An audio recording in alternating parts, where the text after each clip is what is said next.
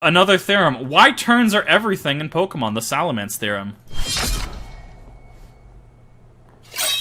The many false swipe gaming theorems to this point have been all about the many facets of the Pokemon that shape the game. However, today we're going to cover arguably the most essential of all, the turn-based format, the mechanism through which all of these aspects must go through. The importance of each individual turn shapes so many aspects of the game. It's why weather setting abilities are better than weather setting moves. You don't have to take a turn to manually set it up. It's why Pokemon that are immediately powerful are more dangerous than Pokemon that need a setup in order to pose a threat. That's just tempo, though. So, okay, we're talking about tempo, right, in games, right? If you have, let's say, just Politoed, for instance, right? So, say you have a Politoed, but it doesn't have Drizzle. You have to send the Politoed out, right? And if you want to get Rain up, you have to use Rain Dance. I mean, you have to either start with the Politoed or you have to swap the Politoed in. Example 1, Politoed is first in the game, right? Politoed uses Drizzle, okay. Well, what else are you going to do? How else are you snowballing advantage? What happens if your opponent, like a Torkoal, Sunny Days after you, right? Or has Drought after you, right? Well, technically, you know what I mean, right? So we're assuming Torkoal in this doesn't have Drought, but they use Sunny Day, right? Well, guess that got canceled. Guess your entire, your momentum just got ruined by that. Versus, if you have a Politoed with Drizzle, you swap in your Politoed, your Politoed Drizzle sets it up, so its ability sets it up, and then say you go for Scald. You're already getting a rain-boosted Scald firing off that Politoed turn 1. It gets you going faster. It lessens the tempo so that you can get to your moves faster, so you can get to your end game faster, so to speak. But consequently, the one turn of setup is potentially so valuable because the boosted Pokemon could instantly end the game if given the chance. The turn-based aspect of the game doesn't just shape metagames, but in-battle decisions as well. Don't give the opponent a turn to use Recover, find a turn to get that extra layer of spikes, make the most of the limited turns you have when dealing with the ticking clock that is passive damage. Even those turns that might seem minimally important or close to inconsequential often wind up having a huge effect on the battle. Honestly, as a Whimsicott user, so one of my favorite Pokemon, and I need to wait till it actually comes back to Scarlet and Violet, I think in the DLC, is Whimsicott. Whimsicott is Kip's favorite Pokemon because it has Prankster. It is a Prankster it has Prankster, so it gets priority on status moves. It's fast. Yes, it's glass cannony, but it's incredibly tech. Generally, I'll run I think it's like Moonblast, Taunt, Tailwind, and then I'll usually run Giga Drain, actually, just for a little bit of coverage, but other people will swap off to different things. This is actually a perfect video for Whimsicott because of how the tempo on it works. And honestly, a Prankster Taunt... So, say, for example, if this Blissey wanted to go for Recover, right? Or say this Blissey wanted to go for Minimize, right? Even, right? Any sort of thing like that. Any sort of status move. And Whimsicott or anything else comes out and taunts it. Suddenly that Blissey's momentum grinds to a screeching halt. Or, for example, and I've been in it, I've gone Whimsicott v. Whimsicott. I run Timid for a very specific reason. Because some people will run Modest Whimsicott, and I will outspeed that Whimsicott, so I don't have to worry about the speed coin flip, right? If Whimsicott versus Whimsicott, my Whimsicott outspeeds, yeah, I'm aware they're going to go for a Tailwind. I'm aware they're going to go for a Taunt. I'm aware they're going to try some sussy shenanigans, right? So I'm going to Prankster, fire off that Prankster Taunt on that Whimsicott. That Whimsicott is no longer an issue for this turn. So generally I play doubles, right? So then that allows, maybe like Kyogre or Groudon that I'm using, right? Maybe it allows them to pop off. It was a really neat Reggie Drago I was using at the end of Sword and Shield for Battle Tower, because it's just it's a Wish.com dragon Kyogre in that sense, where it's a stupid dragon move allows it to hit both. It's kind of like Water Spout, but for dragon, right? No, it's great. Tempo is very important. Today, we're going to examine key elements of the game that most exemplify that turns are, in fact, everything, or what we would call the Salamence Theorem. I'm assuming it's due to Dragon Dance on Salamence. Before we start, once again, I need to talk to the guys in the room because this video is sponsored by Manscaped, the global men's lifestyle brand that's disrupting the beard market. You may know Manscaped for their cutting-edge bald trimmer, but now Manscaped finally has a beard trimmer. Introducing the Beard Hedger Pro Kit. Need to make a good impression or just want to look suave for its own sake? Then start with your facial hair. The Beard Hedger trimmer has a powerful 72... Chat says the most appropriate term would be initiative. Technically, but priority still makes sense here. 100 RPM motor and titanium-coated T-blade that can cut through the thickest of hair in a single stroke. It's even got different settings, as you can choose from 20 different cutting lengths with the zoom wheel that uses only one guard. You want a 5 o'clock shadow or a lion's mane? Manscaped has got you covered. The beard trimmer is waterproof, cordless, and rechargeable, just like the Lawnmower 4.0. Finally, you can have a designated trimmer for your face and a designated trimmer for your nether region. The Beard Hedger Pro Kit includes the Beard Hedger, obviously. I mean, it looks good. I'll have to say, I mean, it looks good. It looks like it's made out of a good-feeling material at the very least. Beard shampoo and conditioner, beard oil, beard balm, a travel case, and a free gift of beard accessories, such as a beard brush, comb, and scissors. And if you want the best hair trimming kit for men and also support the channel to help us produce more content, you can simply go to manscaped.com today and get 20% off plus free shipping when you use promo code FALSESWIPE at checkout. That's 20% off plus free international shipping with promo code FALSESWIPE at manscaped.com. Join over 8 million men worldwide who trust Manscaped today. I liked it. It was a solid ad read, honestly. I liked it. I thought it was neat. I thought it was professional. I thought it was concise, to the point, clear. I liked it. Solid. 10 out of 10. Yes, I lost Choice the ad items reads. are the perfect example of how crucial turns are. With their boosts, they create opportunities. Suddenly, Bandit and Specs Pokemon can immediately threaten a KO against something they otherwise wouldn't be able to. Or just as crucially, 2-hit KO a switch-in. I would argue Choice Band coming out in Gen 3 changed the competitive metagame in a lot of ways. And then we had Specs and Scarf come out in 4. Scarf Chomp was and is still a thing. We just have more tools to deal with Garchomp now. Remember, Gen 4 Garchomp is a monster. Not needing to set up, these Pokemon limit the opponent's window of turns for being able to deal with them. This has all manner of application, whether it's repeatedly bludgeoning the opponent until they collapse in the face of the immediate power they cannot keep up with, or forcing a KO, dealing as much damage in as a few turns as possible. It's not just power boosting either. Scarf Pokemon can threaten KOs or status or hazard removal, or whatever else one might need against opposing Pokemon that would otherwise KO them first through their would-be higher speed. This is absolutely enormous in the internal struggle of dealing with offensive threats or in creating cleanup sweeps in late-game scenarios.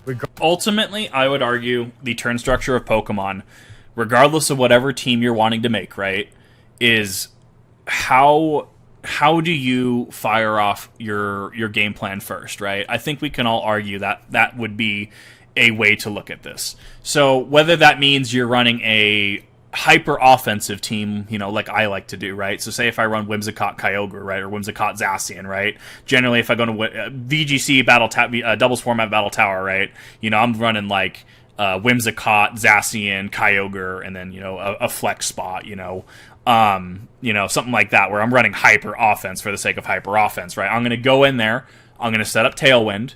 If I can't set up Tailwind, or if it isn't viable to set up Tailwind, say there's an opposing taunt user or something like that, you know, something I'm worried about setting up, maybe Trick Room, for example. So say I have something like a Porygon 2 come in, right? I can taunt the Porygon 2. Sure, the Porygon 2 might be able to fire off an Ice Beam in my Whimsicott, but I Focus Sash on it for a reason. And that being said, worst case scenario, that Porygon, I know for a fact now, can't use Trick Room. If you're running a Trick Room team, the sole thing that you're wanting to do is to fire off that Trick Room first. How do I fire off my Trick Room? So say, for example, if you have Cresselia and Amogus come out, right, you're going to use Rage Powder from Amogus. You're going to redirect everything to Amogus. If Amogus dies, who cares? As long as you get off that Trick Room, that is all that matters. And, you know, I've seen people run, like, Focus Sash and stuff because they want to ensure going the next turn, they have already done the math they've already done their turn to set up Trick Room, so that way they can just start sweeping, right? You know, you bring Hatterene and they bring Cursula into there, right? You could bring slower threat. Maybe have you could theoretically run slower mid-tier things like Arctivish, right? But it's turn structure is how can you maneuver to get your game plan off before your opponent is, and when you can, respond to what your opponent is doing, right? If you can get your game plan and your win condition off first, they're playing catch-up. is how I would argue. Regardless of the details of how they are used, the turn-efficient power of choice items creates opportunities and turns with unmatched immediacy, maximizing value across minimal turns, thus making them into just about the perfect exemplar of the importance individual turns have on a battle. The uniqueness and strength of choice items is so useful, it's worth the fact that they have the incredibly restrictive drawback of locking their user into the first move they use each time they switch in. Choice items have been at the forefront of every metagame in existence since Choice Band was invented in Gen 3. And What? I'll take that W. What did I just say about 5 minutes ago? That Choice Band kind of, had a huge impact on the metagame. I'll take that W. This corroborates this. Specs and Scarf were added in the subsequent generation. So where does Salamence come in? It has used each of the 3 choice items to great effect at different points in its competitive career. In Generation 3, it quickly showed the effectiveness of Choice Band. Sure, the power level was lower relative to that of later generations, since its stab was none other than hidden power flying, but meant still packed a punch. Its strength lay not in immediate metagame ravaging power, but instead in its ability to batter away at the opponent with repeated heavy hits until they collapse under the continuous pressure of its onslaught. In Generation 4, Ment would occasionally don choice specs, launching obscenely powerful Draco Meteors. Draco Meteor, from my understanding, was still like, 150 pace power, 150 base power, 90 accuracy in Gen 4. Now Draco Meteor is like, 130, 80?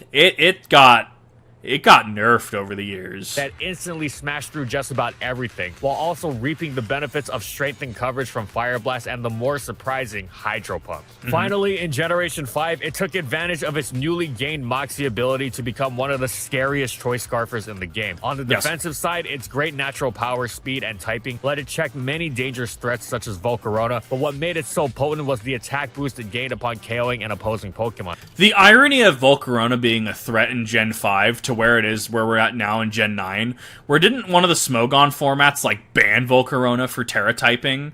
Volcarona is probably one of my favorite Pokemon. It's very beautiful moth. I love him. Which meant it could and often did snowball into an unstoppable late game sweeper, and one that didn't need to set up in order to do so. The instant speed was all that it needed. Yeah. Of course, choice items' downside of locking into a single move at a time means that their user will be forced out quite easily. Of course, non-choice Pokemon are forced out all the time as well, but whereas the boost of choice items created certain turn opportunities that otherwise wouldn't be there for their users, so too did their move locks create turn opportunities that otherwise wouldn't be there for their opponents. Sure, Tyranitar might threaten to obliterate Gyarados with Stone Edge, but if it was choice locked into superpower, Gyarados would have a turn for the freest Dragon Dance in the world.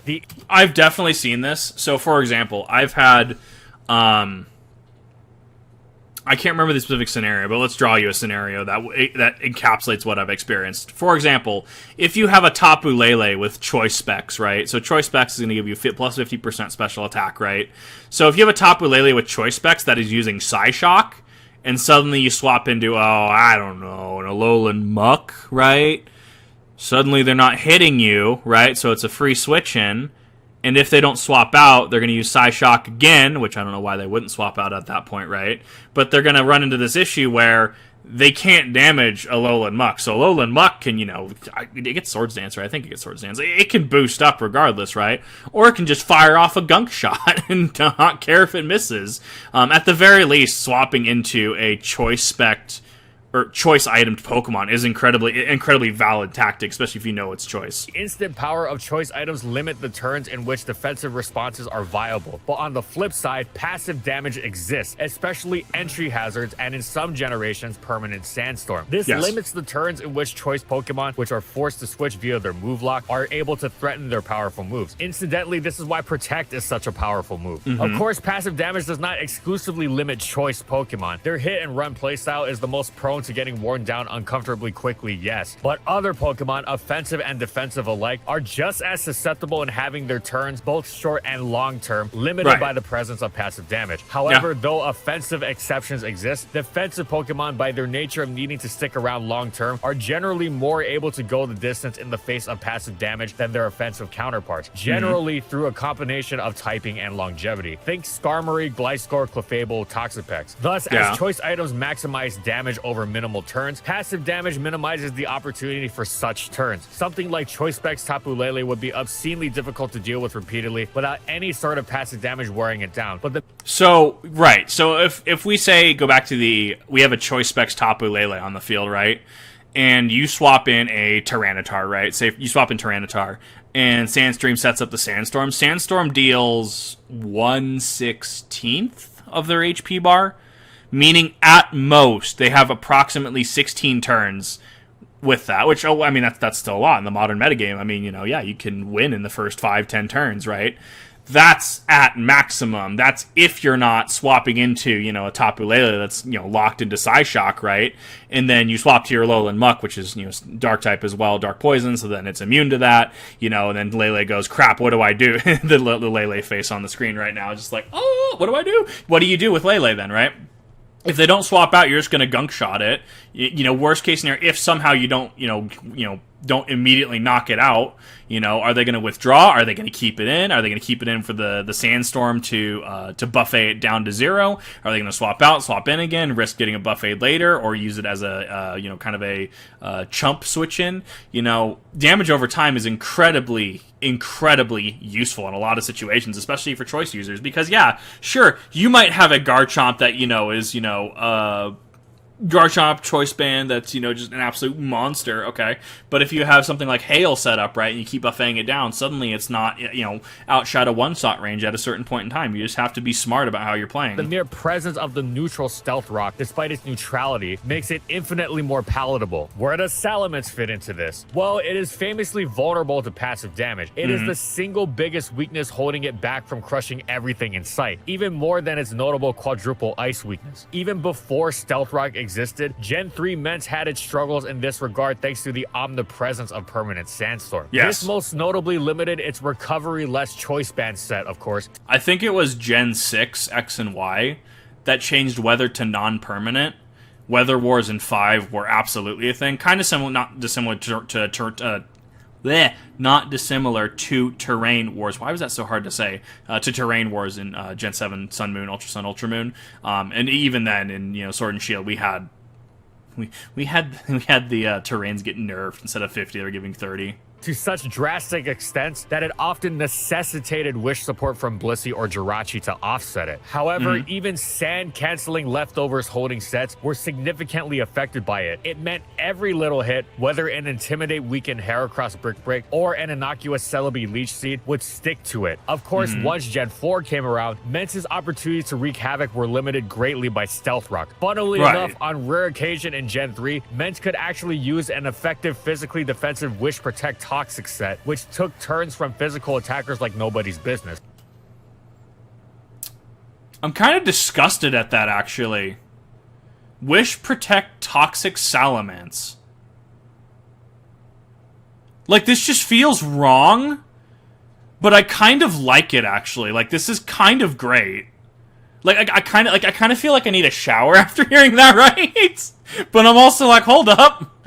That kind of works. And reveled in using passive damage to limit opposing Pokemon's turns. Yeah.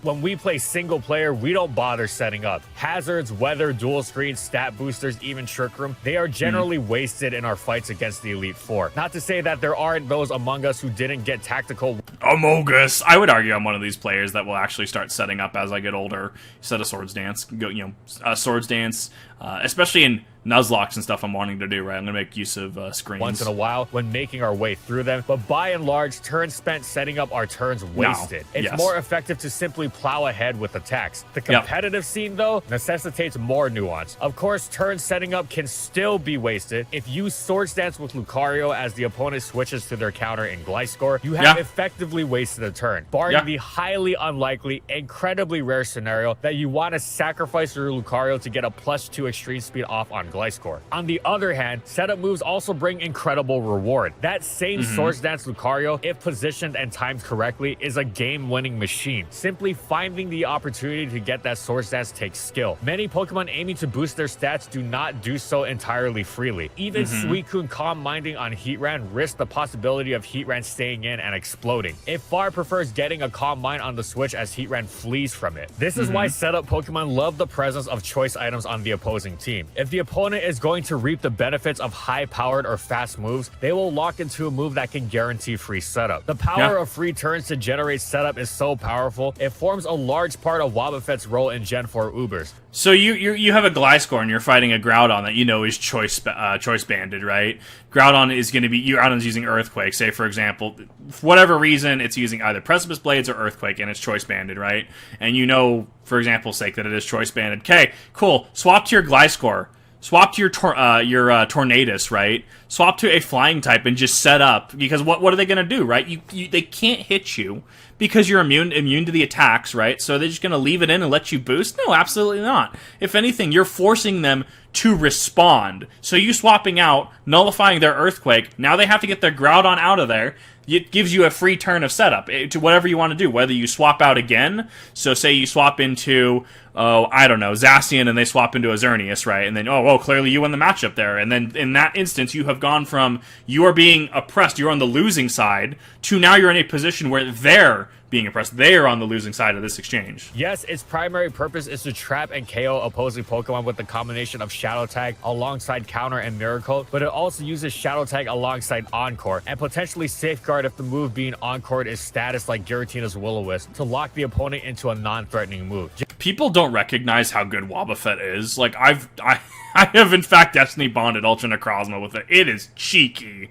Shadow Tag also got 3 nerfs over the years. Yes, so the devastating Swords Dance Rayquaza can get a safe opportunity it would otherwise struggle to find. You probably know where this is going. Dragon Dance has been a staple Salamence set ever since Gen 3, turning it into one of the most frightening Pokemon around. All it needs is that one turn and the game might well be over, perfectly exemplifying the concept. As such, players will fight tooth and nail to either get it that one turn or to prevent it from getting that one turn. Both can be challenging given Mence's many weaknesses and strengths, and the stakes are incredibly high given the damage Mence will leave in its wake if it manages to do this thing, as it so often does.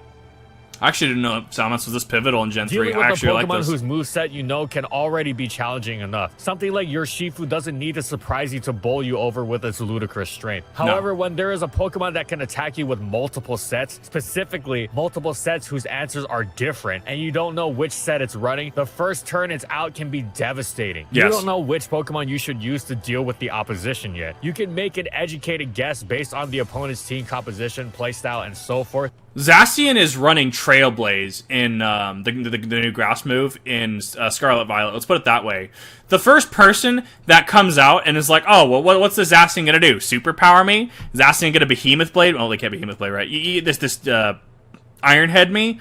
Are they going to Wild Charge? What are they going to do, right? And then they're like, oh, well, I'll just use a bulky water type like Suicune, right? And they just run through you with that grass type move, or like Clodsire, right? They're just going to start, I have the advantage here. And they just run through you with Trailblaze. Yeah, absolutely. Especially if you don't know what the set can be, and if they're that versatile, Garchomp in Gen 4, because Gen 4 Garchomp could run physical and or special. It could run both, theoretically. If you don't know, and that's why you'll get these sets where 1% of players, 10% of players are running this specific moves, right?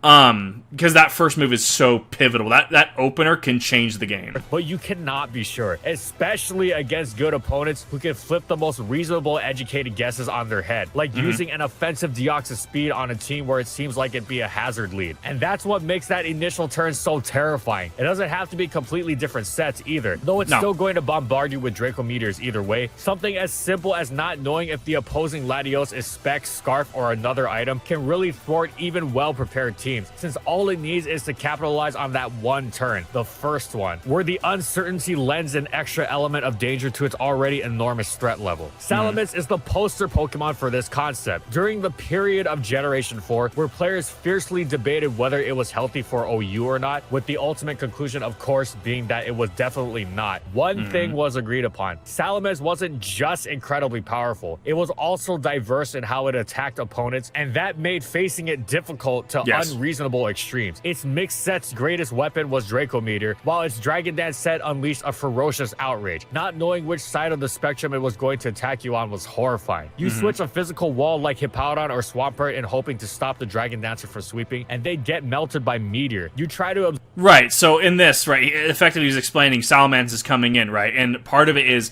because of the versatility it has, right, so you could have your Hippowdon come in expecting, I don't know, a Fire Blast, a Fly, something like that, and then it just starts raining down meteors on you. It's the fact that Salamence can be that versatile in this situation, right? And it doesn't even have to be that you're versatile, right? So, for example, if there's a format that allows Landorus Theory and Landorus T, it will be used in some capacity. Some capacity, Landorus T will be used in Incineroar as well. If you fight a Landorus, you know what it's going to do. It has Earthquake. It has Fly. It has Rock Slide and or Stone Edge, right? How do you deal with Landorus? Is the biggest thing that's on my mind. You know what it does. You know what Landorus is going to do, but you still have to deal with it. So it's kind of like the opposite of Salamence in this instance, where, yeah, Salamence can throw a Fire Blast off you, throw a Fly off you, and then, now it can come out of left field, maybe with, like, Surf, or, it can come out of here with Draco Meteor, right? But while being more streamlined in its usage with Landorus T, you still have to be cognizant of, this thing is going to do this. I need an answer now. Absorb Draco Meteor with Blissey or Heatran, and it Dragon Dance and destroy you. Of course, Mence was so strong that it was leaving immense damage in its wake, but the first turn factor made it far too tough to take on. On best case, you took huge damage. Worst case, you lost the whole game. Yeah. Skill issue, question mark? Beyond these highlighted specifics of the game, turns are the truest essence of competitive Pokemon because maneuvering them is what skill is. And this is seen in every aspect of the game, from making the moves in battle to setting up situations through choices in the team builder. It's why speed is such an important stat. If you can go first, you often have the advantage to start out a turn, whether it's threatening a KO, status, or simply something like using taunt to prevent an opposing hazard or healing move. Or if you know you're not going first, like stated earlier in the Porygon 2 Trick Room example, right? If you're not going first, make sure you're going second, and you make sure your plan goes through. Whether that's using Duck with Eviolite, whether that's using Amogus, if you will, right, with Rage Powder, using Sturdy, right? If you're not going first, you need to make sure you're still going off when you go second.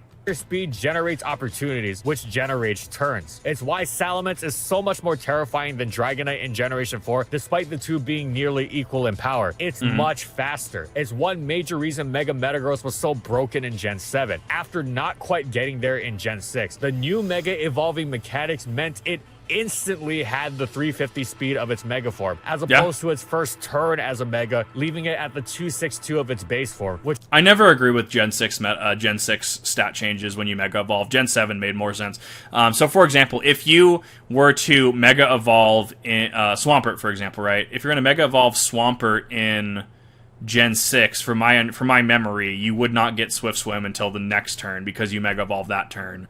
But then it became dynamic as soon as Gen 7 came around. At the very least, even if the ability worked in Gen 6, this speed change only worked in Gen 7, where in Gen 6 it was still running off of the base stat because you Mega Evolved that turn. Gen 7, I would argue, was how Mega Evolution should have worked in terms of stats. Which meant it could get its Mega off far more easily and be threatening right off the bat. Of course, even this speed dependence can be inverted, not just through the obvious example of Trick Room. Think of the endless turns Slowking gets to teleport into its teammates, with the negative priority of the move actually allowing it to consistently, quote-unquote, win the turn, so to speak. And why does Slowking in particular use teleport so well? Because it generates, you guessed it, turns over and over, with its incredible bulk and typing to switch into opposing moves while easily keeping itself healthy with Regenerator and Slack Off. I actually didn't even know teleport slow king was a thing. I'm gonna be looking into this. This seems tech. The importance of turns is seen in quite literally everything, down to teams' strategies. Slow teams are scarier the more turns the game goes, as they are built to last. Meanwhile, offensive teams do not want the game stretching out over more turns. They are focused on overrunning the opponent before they can respond. Shorter games are generally more volatile, which is why many top players often prefer to stretch the game out over a higher number of turns. Speaking of short games, we'll dip into VGC for a second, whose 4v4 doubles format has wound up making it famous for the small number of turns in its battles. Yes, no, I mean, there are very few turns in most VGC games. I've had games go out to,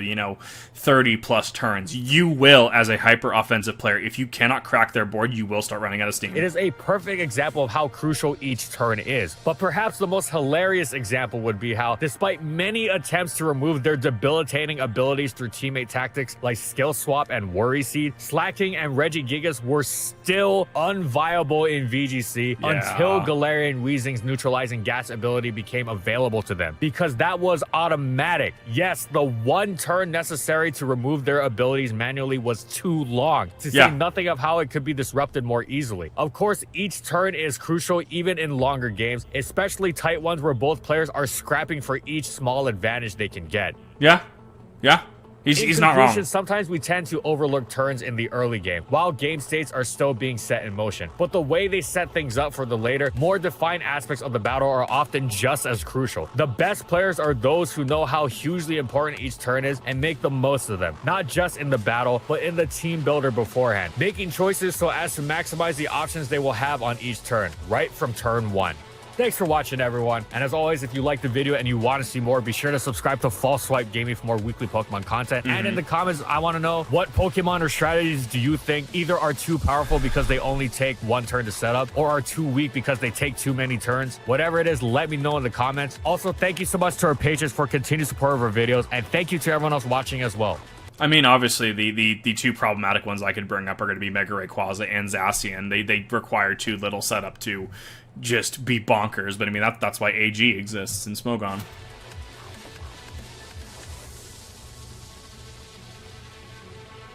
Yeah, so someone in chat asked, so the strategy is to team wipe as fast as possible. It is a strategy, not the strategy. You can drag the game out. You can minimize Blissey, drag out the game. In these social media platforms, and that's all I got. See you next time, everyone. It's ultimately know how you want to play the game. Do you want to be hyper offensive? Do you want to be defensive? Do you want to stall? Do you want to fish for moody boosts, right, from like Glalie or Smeargle, right?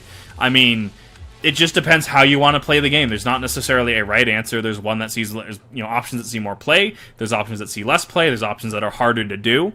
Minimize Blissey. I have experience with that, let's put it that way. But this is another excellent video. I absolutely love these theorems, and I think if people haven't heard about FSG, I think they should definitely look into them, because they put out a lot of good content. If I'm looking at a Pokemon competitively, I do look at their, history video. How great was Starmie actually? If I'm looking at a Starmie build or something like that, right? Absolutely love this content. Hope you guys do as well, and definitely recommend them. They're an awesome creator. Watched them for a number of years. They're awesome work.